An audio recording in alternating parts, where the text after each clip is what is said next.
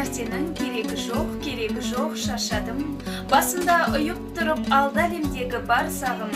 Өніп өскен топырағыма апарыңдар, тастандар тауларымды, қара суды, қара саздан садым. Енді емделсем, туған жердің топырағымен емделем. Ескек желмен ентігімді басқанымды жөн көрем. Неге керек сән салтанат, үй құю, той думан, таудың ерке тағысымын мен деген. Тіптен маған керегі жоқ ештенің. Белгісіз ақ болсын мейлі өткенім де өшкенім. О келі шаңырағым, айналайын астанам. Алдында егер айыбым мен күнәм болса кеш мені. Мұқағали Мақатаев. Жазылар естеліктен мен туралы. Біреулер жан еді дер өр тұлғалы.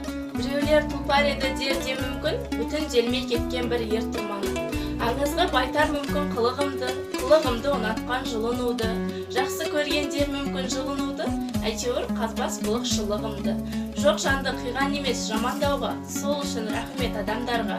Білемін әйтеуір бір замандарда жүреді жүз жыл жасап жаман қарға. Мұқағали Мақатаев күрсінбеш. Тағдырыма тура келген серігім, мен бейбаққа села деген сенікім. Шар басында шаңырағым сен тұрсын, басқалардың барлығынан жердім. Ауырлықтың көтердің ау көбін сен.